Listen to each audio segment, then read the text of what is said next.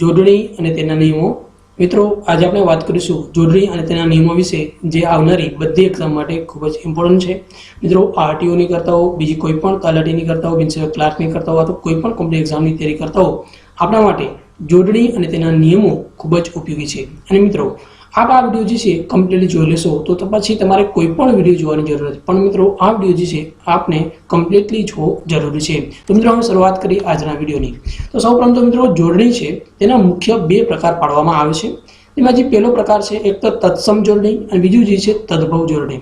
તો આજે આપણે વાત કરીશું તત્સમ જોડણી વિશે। મિત્રો તત્સમ જોડણી એટલે શું? સંસ્કૃત ભાષામાંથી ગુજરાતી ભાષામાં કોઈ પણ પ્રકારના ફેરફાર વગર, મિત્રો જે સંસ્કૃત ભાષામાં જે પણ શબ્દો છે એ ગુજરાતી ભાષામાં કોઈ પણ પ્રકારના ફેરફાર વગર લેવામાં આવેલા જે પણ શબ્દો છે તેને તત્સમ શબ્દો કહેવામાં આવે છે, અથવા તેની જે જોડણી બને છે તેને તત્સમ જોડણી કહેવામાં આવે છે। મિત્રો શરૂઆત કરી આજના વિડીયોની તે પહેલા મિત્રો હજુ સુધી જો આપને કેડી સોનગરા યુટ્યુબ ચેનલ જે છે તેને સબસ્ક્રાઇબ ન કરી હોય તો રેડ બટન પર ક્લિક કરી સબસ્ક્રાઇબ કરી લેશો। ત્યારબાદ બાજુમાં આવતા બેલ આઇકોન જે છે તેના ઉપર ક્લિક કરી ઓલ નોટિફિકેશન ઓન કરી લેશો। અને મિત્રો અમારી ચેનલ પરથી ગુજરાત સરકારની તમામ યોજનાઓ વિશેની માહિતી મળતી રહેશે। અલગ અલગ એક્ઝામનું મટીરિયલ, વિદ્યાર્થીઓ માટેની યોજના અને રાશનને લગતી જે પણ યોજનાઓ છે તેના વિશેની તમને માહિતી મળતી રહેશે। તો મિત્રો શરૂઆત કરી આજના વિડીયોની।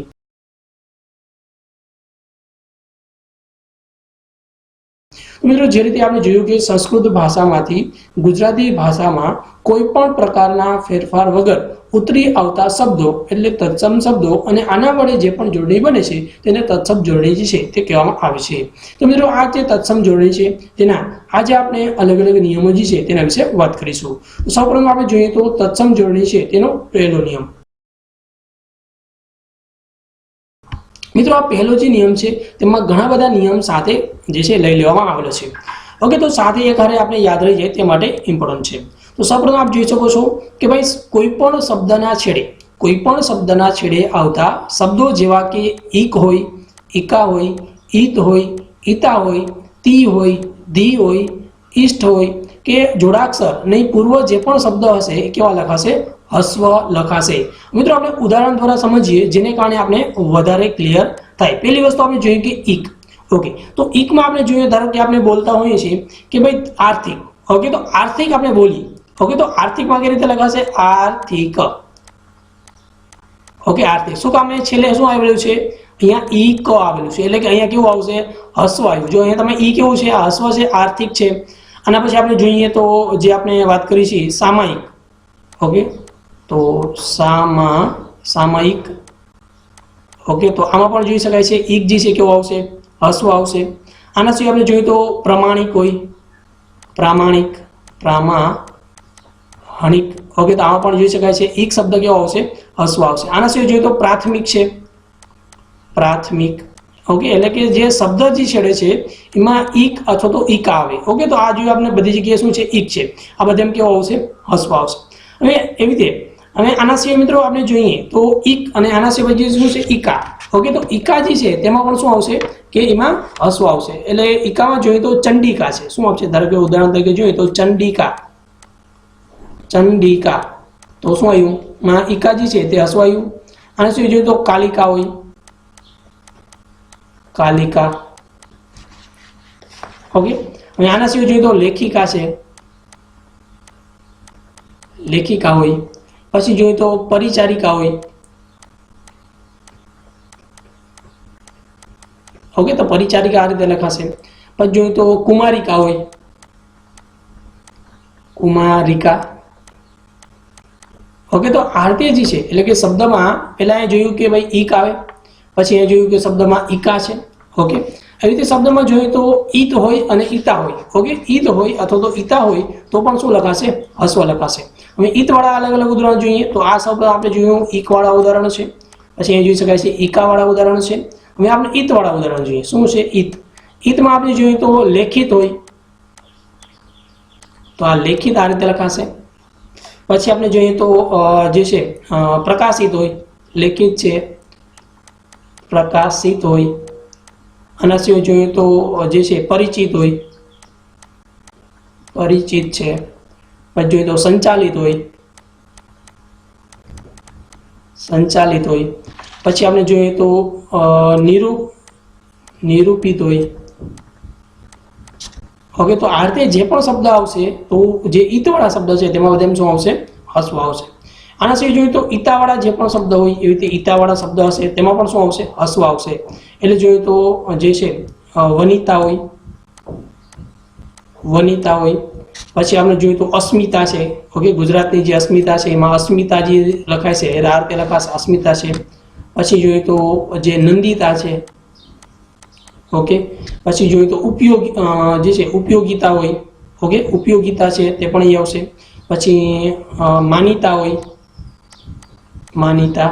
ઓકે, તો આમાં અહીં આવશે. એટલે આપણે શબ્દમાં જોયું કે શબ્દમાં છેડે આવતો ઈક, ઈકા, ઈત, ઈતાજી છે એ કેવી રીતે લખાશે? હસ્વ લખાશે. હજી આના સિવાય આપણે જોઈએ તો જે તી વાળા છે. ઓકે, તી વાળામાં અલગ અલગ જોઈએ તો પરિમિતિ હોય, શું આવશે? પરિમિતિ હોય. ઓકે, તો આમાં તી આવ્યું કેવો હસ્વ આવ્યું? પરિમિતિ છે. પછી વિશ્રાંતિ છે, વિશ્રાંતિ. ઓકે, તો આ પણ કેવો આવશે? હસ્વ આવશે. એવી રીતે આના સિવાય ધી વાળા છે. ધારો કે કોઈ પણ વ્યક્તિ સમાધિ હોય. ઓકે, સમાધિ, સમાધિ, તો સમાધિ આ રીતે લખાશે. પછી પ્રતિનિધિ હોય તો પ્રતિનિધિ. ઓકે, તો પ્રતિનિધિ જે છે તે પણ આ રીતે લખાશે.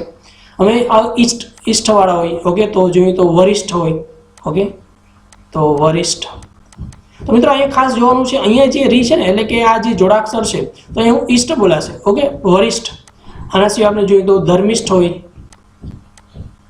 ધર્મિષ્ઠ. ઓકે, તો આમાં પણ કેવું આવ્યું? હસ્વ. ઓકે, તો આમાં પણ કેવું આવ્યું છે? આ હસ્વ છે, આમાં ધી હસ્વ છે, આમાં તી હસ્વ છે. ઓકે, આમાં પણ અને આના સિવાય મિત્રો કોઈ પણ જોડાક્ષર હોય, જોડાક્ષરની પહેલા પણ જે છે હસ્વ લખવામાં આવે છે. જોડાક્ષરમાં આપણે ઉદાહરણ તરીકે જોઈએ તો કિસ્મત. ઓકે, ધારો કે આ કિસ્મત છે તો કિસ્મત કેવી રીતે લખાશે? આ રીતે લખાશે. આના સિવાય શિષ્ય. ઓકે, તો શિષ્ય જે છે તે પણ કેવી રીતે લખાશે? શિષ્ય. ઓકે, તો આ સી જે છે કેવો આવશે? હસ્વ. કિસ્મતમાં કી કેવો આવશે? હસ્વ. ઓકે મિત્રો, તો આ આપણે નિયમ જે શું જોયો કે શબ્દમાં છેડે આવતા ઈક, ઈકા, ઈત, ઈતા, પછી જોઈએ તો ધી, પછી તી, ઈષ્ટ અને જોડાક્ષર જે છે તેની પૂર્વ આવેલો શબ્દ હસ્વ લખાય છે. ઓકે, તો આપણે જોઈ લઈએ. આના પછી મિત્રો આમાં ઘણા અપવાદરૂપ જે નિયમો છે અથવા તો અપવાદરૂપ જે જોડણી છે તે પણ જોઈ લઈએ. હવે મિત્રો અપવાદરૂપ જોડણી જોવાની છે. કેવી છે? અપવાદરૂપ. ઓકે, તો અપવાદરૂપ મિત્રો આ જોડણી છે ખાસ લખી લેશો. ઓકે, તો અપવાદરૂપમાં આપણે જોઈએ તો વિપરીત છે. ઓકે, વિપરીત મિત્રો અહીંયા જે હું લખું છું. ઓકે, તો આ અપવાદરૂપ જોડણી છે અને ખાસ યાદ રાખવાનું રહેશે. વિપરીત છે, પછી ગૃહિત છે, ગૃહિત છે, પછી જોઈએ તો પ્રતીક છે, પ્રતીક છે, પુંડરીક છે. મિત્રો આ અલગ અલગ અપવાદરૂપ જોડણી છે ખાસ લખી લેશો. પછી રમણીક છે, પછી જોઈએ તો પુંડરીક, પછી લવચિક હોય, લવચિક હોય, પછી તાર્તી એક હોય, પછી જોઈએ તો પરિણીત હોય,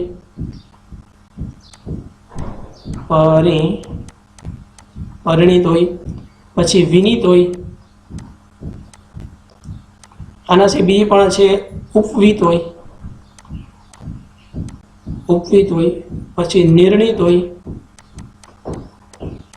ઓકે, તો આ અલગ અલગ આ જે બધી છે અપવાદરૂપ જોડણી છે. આના સિવાય મિત્રો હજી પણ અલગ અલગ બીજી અપવાદરૂપ છે. એક નવનીત છે, નવનીત છે, પછી અતીત હોય, પછી વિનય, પછી જોઈએ તો શબ્દાતીત હોય. ઓકે, તો આ બધા જે છે અલગ અલગ જે પણ નિયમો આપવામાં આવેલા છે આ બધી કેવી છે? અપવાદરૂપ જોડણી છે. મિત્રો આ ખાસ યાદ રાખી લેશો. આગળ આપણે જોયું કે ભાઈ જો ઈક હોય, ઈકા હોય, ઈત હોય, ઈતા હોય, તી હોય, ધી હોય, ઈષ્ટ હોય, જોડાક્ષર હોય તેની પહેલા હસ્વ આવે છે. પણ આમાં તમે જોશો આ વિપરીત છેલ્લું શું છે? ઈત છે, પણ અહીંયા કેવું છે? દીર્ઘ છે. ગૃહિત, આમાં પણ જો ઈત છે પણ કેવું છે? દીર્ઘ છે. પ્રતીક છે, આમાં પણ કેવું છે? હવે ઈક જો આપ જોઈ શકાય છે, ઈક છે, અહીંયા ઈક આવે છે પણ એ નિયમ પ્રમાણે શું હોવું જોઈએ? હસ્વ હોવું જોઈએ, પણ આમાં કેવું છે? દીર્ઘ છે. એવી રીતે પુંડરીક છે, રમણીક છે, લવચિક છે, તાર્તિક છે, પરિણીત છે, વિનીત છે, ઉપવીત છે, નિર્ણિત છે, નવનીત છે, અતીત છે અને શબ્દાતીત. મિત્રો આ અપવાદરૂપ જે અલગ અલગ જોડણી છે આ પણ ખાસ તમે યાદ રાખશો. મિત્રો તો આ જે પહેલો નિયમ જે છે આપણે ક્લિયર થઈ ગયો હશે. અને મિત્રો આ નિયમના अलग अलग જે ક્વેશ્ચન છે તે લાસ્ટમાં એટલે કે છેલ્લે આપવામાં આવેલા છે તે પણ તમે ક્વેશ્ચનના જવાબ આપશો એટલે તમારે વધારે ક્લિયર થશે. ઓકે, તો મિત્રો અમે આના પછીનો નિયમ નંબર આપણે 2 જોઈએ. ઓકે, તો તત્સમ જોડણી છે તેનો નિયમ નંબર 2 જોઈએ. જ્યારે કોઈ પણ શબ્દને છેડે આવતા કે ઈની હોય અથવા તો ઈણી હોય, શબ્દને છેડે આવતા ઈની અથવા તો ઈણી હશે તો તેમાં પ્રથમ જે સ્વર છે એ હસ્વ લખાશે અને બીજો જે છે તે દીર્ઘ લખાશે. એટલે જોઈ શકાય છે અહીંયા જે ઈ છે એ કેવો છે? હસ્વ છે અને આ કેવો છે? ઈણી છે એ દીર્ઘ છે. આમાં ઈ છે એ હસ્વ અને આ કેવો છે? દીર્ઘ. ઓકે મિત્રો, આપણે ક્લિયર થઈ ગયો છે. મિત્રો આના દ્વારા અલગ અલગ ઉદાહરણ આપણે સમજીએ એટલે આપણે વધારે ક્લિયર થાય. ઓકે, તો આપણે ઉદાહરણ તરીકે જોઈએ કે જે છે જક્ષિણી હોય. ઓકે, જક્ષિણી, તો જક્ષિણી. ઓકે, તો અહીંયા જોઈ શકાય ઈણી, અહીંયા શું બોલાશે? ઈણી બોલાશે. તો આ પેલો કેવો છે? હસ્વ આવ્યું. ઓકે, તો જક્ષિણી. ત્યારબાદ આપણે જોઈએ તો સ્વામીની હોય, સ્વામીની, તો અહીંયા ઈની બોલાય છે. પછી આપણે જોઈએ તો કામિની હોય, કામિની હોય. પછી ભામિની હોય, ભામિની છે, ભગીની છે, નંદિની છે. ઓકે, તો ભામિની છે. પછી ચિરંજીવી હોય, ચિરંજીવીની, ચિરંજીવીની, તો આ રીતે લખાશે. પછી દામિની હોય. ઓકે, પછી ગૃહિણી હોય, ગૃહિણી. ઓકે, તો આ રીતે લખાશે. પછી આના સિવાય જોઈએ તો જે છે હરિણી હોય. તો આમાં લાસ્ટમાં તમારે શું જોવાનું? અહીંયા શું આવશે? હરિણી. ઓકે, તો અહીંયા શું આવશે? અહીંયા જે પેલો છે એ હસ્વ આવશે અને બીજો જે છે અહીંયા કેવો આવશે? દીર્ઘ. એટલે કે લાસ્ટમાં જોવાનું ઈની અથવા તો ઈણી હશે તો કેવો આવશે? જે પેલું જે છે તે હસ્વ આવશે અને બીજો કેવો આવશે? દીર્ઘ આવશે. મિત્રો તો આ પણ નિયમ આપણે ક્લિયરલી સમજાઈ ગયો હશે. આના સિવાય જોઈએ તો તપસ્વીની હોય, તારિણી હોય, નંદિની હોય.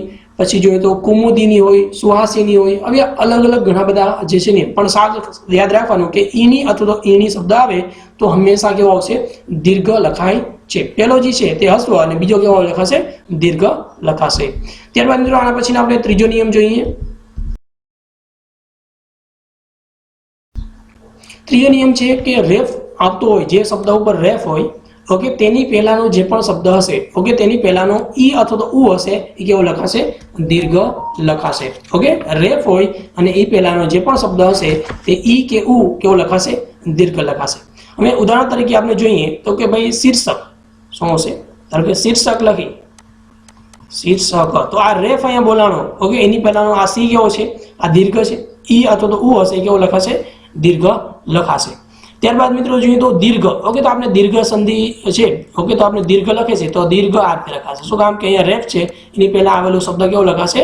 દીર્ઘ લખાશે. ઓકે, તો દીર્ઘ છે. આના સિવાય જોઈએ તો જે છે મૂર્તિ છે, તો મૂર્તિ.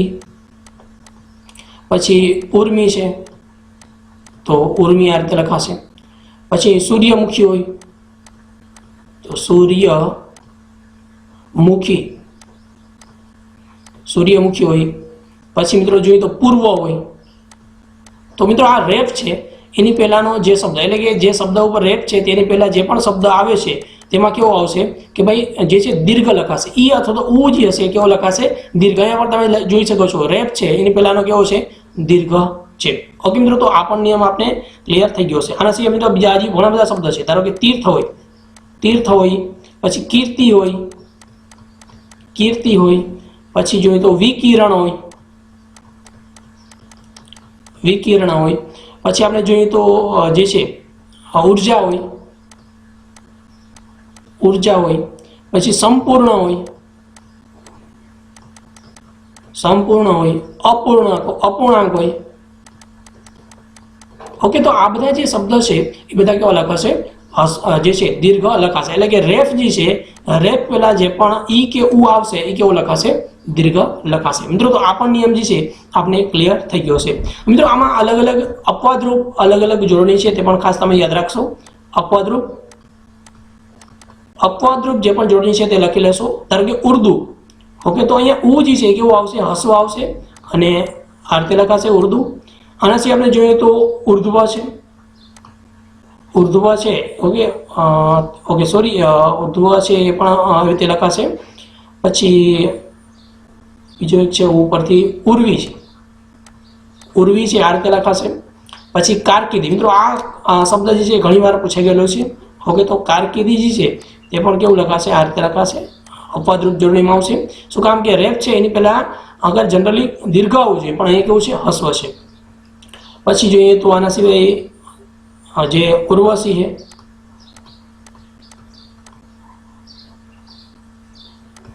ઓકે ઉર્વશી નહીં, બીજું એક હા ઓકે આના સિવાય જોઈશો ઈર્દ ગીર્દ। ઓકે, ઈર્દ ગીર્દ છે એ પણ કેવું લખાશે, હસ્વ લખાશે। ઈર્દ એટલે કે આ ઈ જે છે કેવો આવશે, હસ્વ આવશે, ઈર્દ ગીર્દ। ઓકે, ઈર્દ ગીર્દ જે છે તે પણ કેવું આવશે, હસ્વ લખાશે। ઓકે મિત્રો, આવા જે છે શબ્દો છે અપવાદરૂપ આ શબ્દો છે। ઓકે, આ પણ ખાસ તમે યાદ રાખશો। ઓકે, ઉર્દુ છે, ઉર્વી છે, કારકિર્દી છે અને ઈર્દ ગીર્દ જે શબ્દ છે એ બધા કેવા છે, જે અપવાદરૂપ છે એટલે કે તેમાં કેવું આવશે, રેફ છે તે પણ તે આગળ હસ્વ આવશે। ત્યારબાદ મિત્રો આપણે આના પછીનો નિયમ જોઈએ, નિયમ નંબર 4 છે કે જ્યારે કોઈ પણ શબ્દને છેડે આવતા ઈ હોય, ઈસ હોય, ઇક્સ હોય, ઇક્સા હોય, ઈસ હોય, ઇન્દ્ર હોય, ઈશ્વર હોય, વતી હોય, મતી હોય, ગિરી, હણુ, કૃત, પછી ભૂત, કર્ણ, ભવન, કાર વગેરે જે શબ્દો જે છે એ કેવા લખાશે, દીર્ઘ લખાશે। એટલે કે આ જે શબ્દ છે કે ઈ આવે છે તો ઈ ય છે એ કેવું લખાશે, દીર્ઘ લખાશે। ઓકે, તો આ નિયમ જે છે આ પણ ખાસ આપણા માટે ઇમ્પોર્ટન્ટ છે। તો મિત્રો આ નિયમના અલગ અલગ ઉદાહરણ દ્વારા આપણે સમજીએ। પેલું છે ઈય।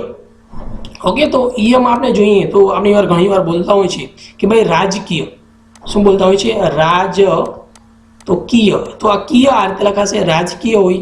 પછી જોઈએ તો પ્રજાકીય હોય, પ્રજાકીય હોય તો આ રીતે લખાશે। પછી પૂજનીય હોય, પૂજનીય હોય। પછી માનનીય હોય, માનનીય। ઓકે, તો માનનીય આ રીતે લખાશે। પછી મિત્રો બંધારણીય હોય, ઓકે બંધારણીય હોય। પછી કાયદાકીય હોય, તો અહીં તમે ઈય છે એ જોઈ શકો છો, અહીં કેવું આવશે, દીર્ઘ આવશે। પછી મિત્રો એવી રીતે ઈસ વાળા હોય, ઓકે પછી ઇન વાળા હોય। ઓકે, તો ઈસ વાળા જોઈએ તો ઈસ વાળા પણ ઘણા બધા, ગિરીશ છે, પછી અમરીશ છે, પછી મનીષ છે। ઓકે, તો આમાં પણ બધી જગ્યાએ કેવું આવશે, ઈસ છે એ કેવું લખાશે, દીર્ઘ લખાશે। ઉદાહરણ તરીકે આપણે જોઈએ તો પહેલા આપણે જોઈએ તો હરીશ છે, હરીશ આપણો ભાઈબંધ છે। ઓકે, એટલે યાદ વધારે રહેશે હરીશ, તો હરીશ પણ આ રીતે લખાશે। ઓકે, પછી મનીષ છે, ઓકે મનીષ છે, ઓકે તો આ રીતે લખાશે। પછી આપણે જોઈએ તો જે છે જગદીશ છે, જગદીશ હોય। પછી રજનીશ હોય।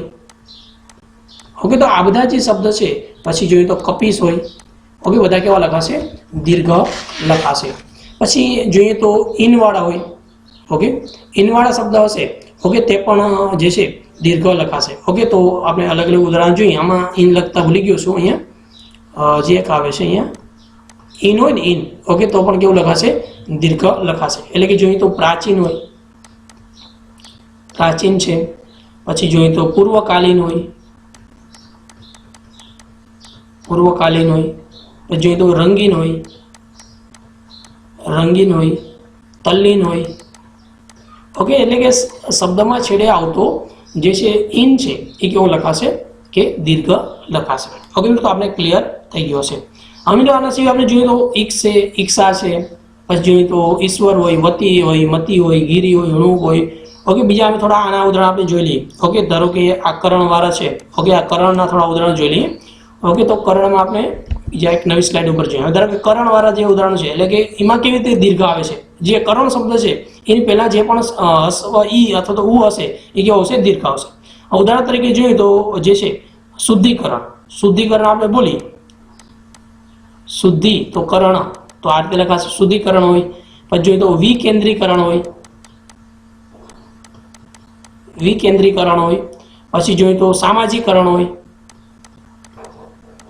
સામાજિકીકરણ।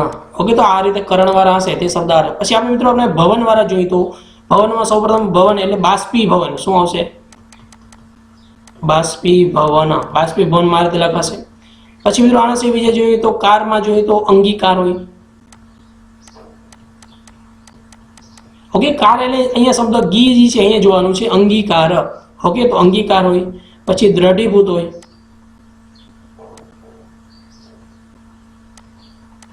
દ્રઢીભૂત. ઓકે તો આ ભૂત વાળું હશે, ઓકે ભૂત લખેલું હશે તેમાં પણ આ રીતે લખાશે દ્રઢીભૂત હોય. પછી ગુણીભૂત હોય. ઓકે તો આ રીતે જે છે ભૂતવાળા શબ્દ જે છે તે પણ દીર્ઘ લખાશે. ઓકે મિત્રો આપણે બધા મિત્રોને ક્લિયર થઈ ગયો છે. ઈક્ષા જે ઈક્ષ અને ઈક્ષામાં પણ આપણે જોઈ લઈએ થોડા ઉદાહરણ. ઓકે ધારો કે પરીક્ષા હોય.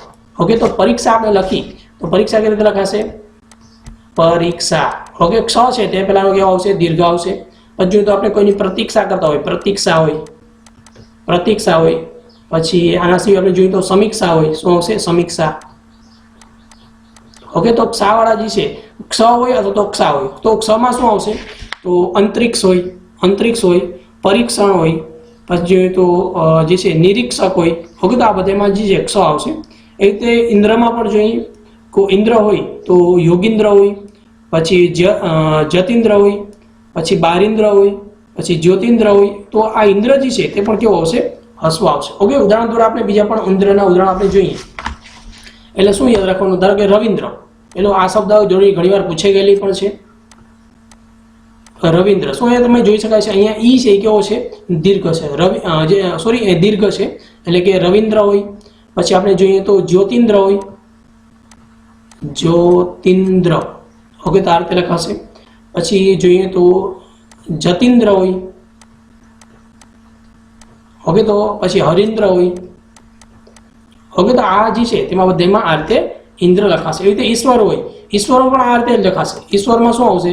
તો ઈશ્વરમાં જોઈએ તો જે છે યોગીશ્વર હોય. શું હોય? યોગીશ્વર, યોગીશ્વર. ઓકે તો આ રીતે યોગીશ્વર લખાશે. કવિશ્વર હોય, કવિશ્વર આ રીતે લખાશે. ઓકે એટલે કે તમારે જોવાનું કે છેલ્લે જે ઈશ્વર હોય પછી જોઈએ તો વતી હોય. વતીમાં પણ જોઈએ તો જે છે વતી છે ને એટલે કે સરસ્વતી છે. ઓકે તો આપણે સરસ્વતી માતાજી છે. ઓકે તો સરસ્વતી આપણે લખી તો સરસ્વતી તો આ રીતે વતી લખાશે. સરસ્વતી હોય, કર્ણાવતી. ઓકે તો અમદાવાદ જે છે તેને શું કહે? કર્ણાવતી. તો વતી આ રીતે લખાશે. પછી લીલાવતી હોય, લીલાવતી કથામાં આવે છે લીલાવતી. ઓકે પછી માયાવતી હોય. ઓકે તો આ વતી જે છે એ પણ કેવું લખાશે? દીર્ઘ લખાશે. અને પછી જે હણુક છે તો નિમણૂક છે. તો આ નિમણૂક આ રીતે લખાશે. ઓકે પછી કર્મણૂક હોય. ઓકે તો કર્મણૂક જે છે તે પણ આ રીતે લખવામાં આવશે. ઓકે તો ગિરીશ છે.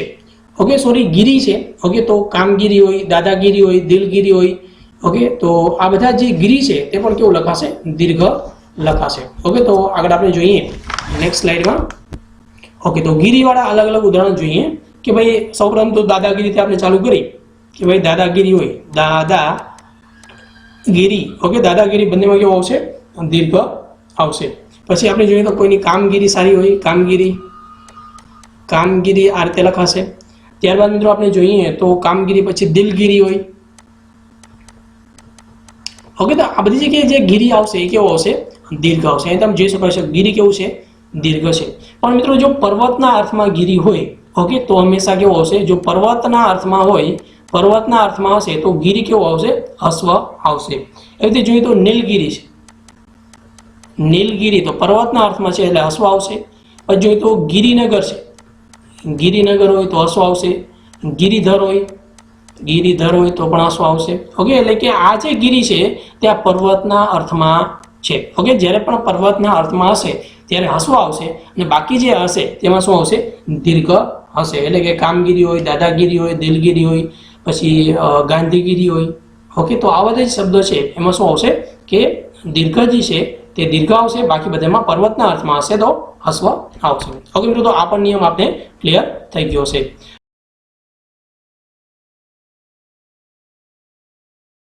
મિત્રો આના પછીનો આપણે નેક્સ્ટ નિયમ જોઈએ.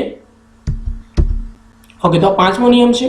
પાંચમા નિયમમાં આપણે જોવાનું છે સંસ્કૃત ભાષાના રહેલા પૂર્વકો હંમેશા હસ્વ લખાય છે. જેવા કે ભાઈ જે છે અભિ હોય, પછી અતિ હોય, પરી હોય, પ્રતિ હોય, અધિ હોય, અનુ હોય, ઉપ હોય, પછી વિ, ની, નિહિ, પછી નીર હોય, નીસ હોય, સુ હોય, કુ હોય, દૂર હોય, દુસ હોય, પછી ઉદ છે, ઉદ છે, ઊન છે વગેરે પૂર્વકો જે છે એ કેવા લખાશે? હસ્વ લખાશે. મિત્રો આપણે જોઈએ તો અલગ અલગ ઉદાહરણ દ્વારા આપણે જોઈએ. ઓકે, તો સૌપ્રથમ આપણે જોશી કે ભાઈ જે અભિ છે, ઓકે, તો અભિના જે છે કેવી રીતે લખવામાં આવશે? પેલા અભિ જે છે હસ્વ લખાશે. હવે જોઈએ તો પૂર્વક છે, ઓકે, જીત છે પણ એમાં અભિજીત શું આવશે? અભિજીત, અભિજીત હોય. પછી અભિરુચિ હોય, અભિરુચિ હોય. ઓકે, પછી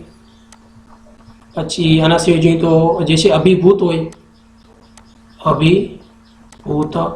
પછી વ્યક્તિ હોય, અભિવ્યક્તિ હોય. પછી અભિનીત હોય. ઓકે, તો અભિનીત. ઓકે, તો આ રીતે અભિ જે શબ્દ હશે એ કેવા લખાશે? હસ્વ લખાશે. એવી રીતે જોઈએ તો જે છે અતિવૃષ્ટિ હોય, અતિ ઉપર શું આવશે? અતિવૃષ્ટિ હોય, અતિવૃષ્ટિ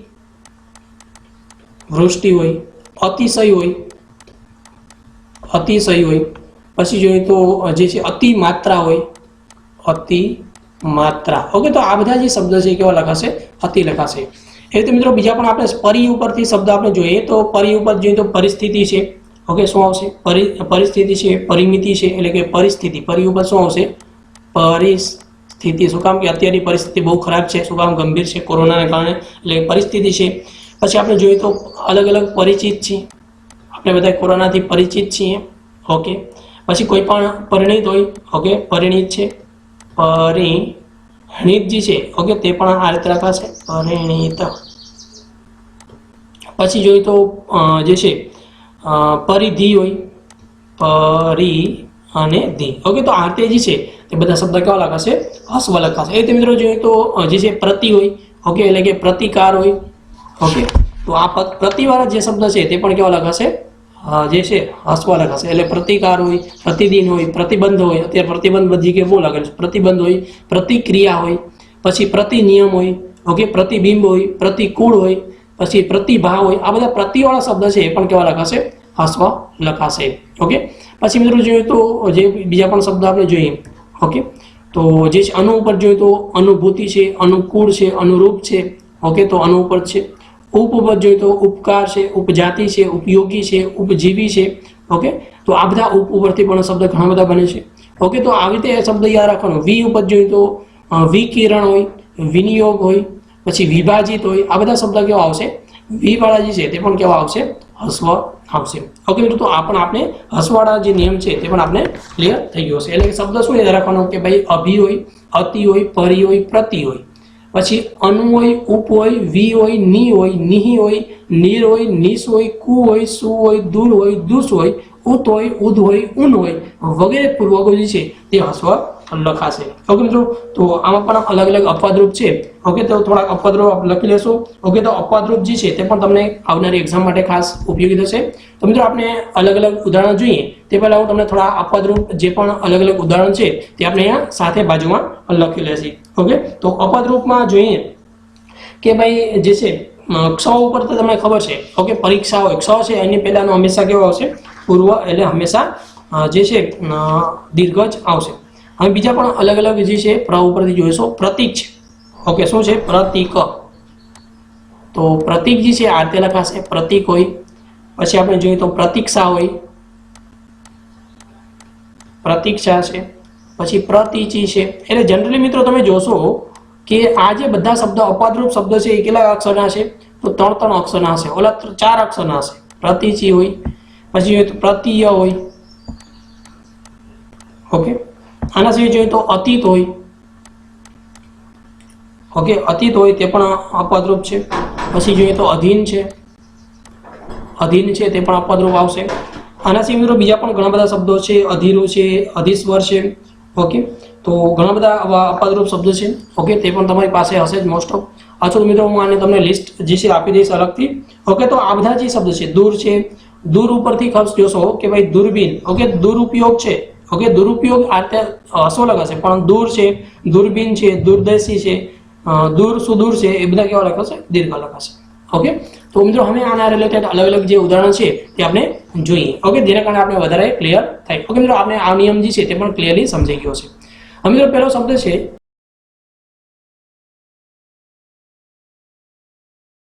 નીચેનામાંથી કઈ જોડણી જે છે તે સાચી છે। આમાંથી આપણે સાચી કઈ જોડણી શોધવાની છે? સાચી જોડણી શોધવાની છે। હવે આપણે જોઈએ તો જે પ્રમાણિક છે, સાહસિક છે, પછી ધાર્મિક છે અને રમણીક છે। ઓકે, તો તમારે નિયમ કયો જોવાનો રહેશે અહીંયા કે ભાઈ ઈક હોય અથવા તો ઈકા હોય। ઓકે, આ બધા કેવા આવશે? ઈક ઈકા કેવો આવશે? તો તમે કહો સાહેબ ઈક ઈકા જે છે તે તો હસવા આવે છે। શું આવશે? હસવા આવશે। કેવો આવશે? ઈક ઈકા હસવા આવશે। તો આમાં જોઈએ આ કેવું છે? જે પ્રમાણિક છે, કેવું છે? પ્રમાણિક છે, પછી સાહસિક છે, ધાર્મિક છે અને રમણીક। સાહેબ આમાં બધી જગ્યાએ સાહેબ આમાં દીર્ઘ જ છે। ઓકે, પણ તો આપણે સાચી શોધવાની છે। તો હવે તમારે શું કરવું પડશે? ઓકે, બધી જગ્યાએ શોધવાનું છે અને કેવું છે? આપણે હસવા આવવું જોઈએ, પણ આ બધી જગ્યાએ કેવું છે? દીર્ઘ છે। તો હવે તમારે યાદ કરવું પડશે કે આમાંથી કઈ જોડણી એવી છે કે જે અપવાદરૂપ જોડણી છે? કઈ છે? અપવાદ।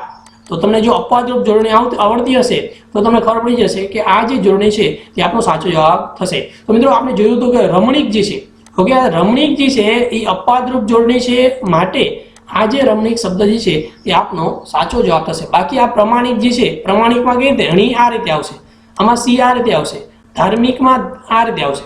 ઓકે, તો આ જે ક્વેશ્ચન છે તેનો સાચો જવાબ શું આવશે? જે રમણીક જે છે આ ક્વેશ્ચનનો સાચો જવાબ થશે। શું કામ? કે આ અપવાદરૂપ જોડણી છે। બીજા આના સિવાય રમણીક સિવાય બીજી કઈ અપવાદરૂપ જોડણી છે? તો પ્રતીક છે, લવચિક છે, પછી ગૃહિત છે, વિપરીત છે, પરિણીત છે, વિનિત છે, પ્રતીત છે, ઉપવિત છે અને નિર્ણિત છે। આ બધી શબ્દ કેવી જોડણી છે? અપવાદરૂપ જોડણી છે। ત્યારબાદ મિત્રો બીજો જોઈએ નીચેનામાંથી કઈ જોડણી જે છે તે ખોટી છે? કઈ જોડણી જે છે તે ખોટી છે? હમણાં આપણે જોઈએ તો રમણીક। ઓકે, તો રમણીક જે શબ્દ લખેલું છે એ કેવો છે? આ શબ્દ તો સાચો છે। પછી આપણે જોઈએ તો પ્રાથમિક। ઓકે, તો અહીંયા ઈક આવે છે, આ પણ સાચો છે। ઓકે, હવે જોઈએ તો જે છે અભ્યાસિક છે, ઓકે, વિપરીત છે। તો આમાં પણ જોશો, હવે જોઈએ તો આ પ્રાથમિક છે, આ પણ આમાં નિયમ આપણે પણ શું યાદ રાખશો? આપણે ઈક અને ઈકા વાળો શબ્દ જોશો, ઈક અથવા તો ઈકા શબ્દ આવશે એ કેવો આવશે? હસવા આવશે। કેવો આવશે? હસવા આવે। તો હવે જોઈ શકાય છે આ હસવો છે, આ પણ સાચું છે, આ પણ સાચું છે। તો મિત્રો આ પણ કેવું છે? આ પણ સાચું લાગે છે, આ પણ બધા સાચા લાગે છે। ઓકે, પણ આ તો આપણે આમ આગળ આપણે જોયું કે રમણીક છે એ સાચું છે। હવે તો આપણે આમાં પણ પાછું શું યાદ કરવું પડશે? અપવાદરૂપ જોડણી યાદ। ખાસ મિત્રો એક્ઝામની અંદર જ્યારે પણ પૂછાય છે આ નિયમ ક્યારેક જે છે એમને હોય, પણ ક્યારેક અપવાદરૂપ જોડણી પણ પૂછે। તો આમાં જે છે અપવાદરૂપ જોડણી કઈ છે? પ્રાથમિક છે એ અપવાદરૂપ નથી, અભ્યાસિક છે તે પણ અપવાદરૂપ નથી, પણ મિત્રો આ વિપરીત જે છે એ જે છે અપવાદરૂપ છે, પણ સાચી જોડણી આમાં શું થશે? એટલે કઈ ખોટી છે? તો ખોટી જોડણી ઓપ્શન નંબર ડી આવશે અને સાચો આનો આ રીતે લખાશે, વિપરીત। ઓકે, શું લખાશે? આ રીતે વિપરીત લખાશે। ઓકે, તો આપણો ક્વેશ્ચન છે તેનો સાચો જવાબ જે છે તે આપણે મળી ગયો કે ભાઈ વિપરીત જે છે એ ખોટી જોડણી છે અને સાચી જોડણી આ રીતે લખાશે। ઓકે, તો આ પણ નિયમ જે છે આપણે ક્લિયર થઈ ગયો છે। નેક્સ્ટ મિત્રો આપણે આના પછીનું બીજું ઉદાહરણ જોઈએ। નીચેનામાંથી કઈ જોડણી જે છે તે ખોટી છે? કઈ જોડણી ખોટી છે? તો આના માટે આપણે બે નિયમ જોયો તો કે ભાઈ ઈની અથવા તો ઈહની, એટલે કે પેલો જે છે હસ્વ અને બીજો કેવો આવશે? દીર્ઘ આવશે। પેલો પ્રથમ હસ્વ અને બીજો છે એ કેવો આવશે? દીર્ઘ આવશે। તો હવે જોઈએ તો આમાં કેવો છે? પેલો હસ્વ છે, બીજો દીર્ઘ છે। આમાં પેલો હસ્વ છે, બીજો દીર્ઘ છે, પેલો હસ્વ છે, બીજો દીર્ઘ છે, પેલો હસ્વ છે અને બીજો કેવો છે? બીજો પણ જોઈએ તો હસ્વ છે। ઓકે, તો આમાંથી ખોટી જોડણી કઈ હશે? તો આમાં ખોટી જોડણી જોઈએ તો આ કેવી છે જોડણી? ખોટી। શું કામ? કે અહીંયા આ હસ્વ બરાબર છે, પણ અહીં કેવું છે? દામિની, એ દામિની કેવું હોવું જોઈએ? દીર્ઘ હોવું જોઈએ, પણ આમાં કેવું છે? હસ્વ છે, માટે આ જે ક્વેશ્ચન છે તેને જોડણી કેવી થશે? ખોટી જોડણી થશે। એટલે કે આનો સાચો જવાબ શું આવશે? ઓપ્શન નંબર ડી છે તે આપણો સાચો જવાબ થશે। એટલે કે આનું સાચી જોડણી આ રીતે લખાશે, દામિની। ઓકે, તો દામિની જે છે તે આ રીતે લખાશે। ઓકે મિત્રો, આ પણ આપણે ક્લિયર થઈ ગયો છે। ઓકે મિત્રો, એના પછી આપણે નેક્સ્ટ આપણે જોઈએ તો જે જોડણી છે તે આપણે જોવાની છે કે નીચેનામાંથી કઈ જોડણી જે છે તે સાચી આપવામાં આવેલી છે। તો આપ જોઈ શકાય છે આ રોહિણી સાચી છે, જક્ષિણી સાચી છે, રણી સાચી છે, કઈ સાચી છે?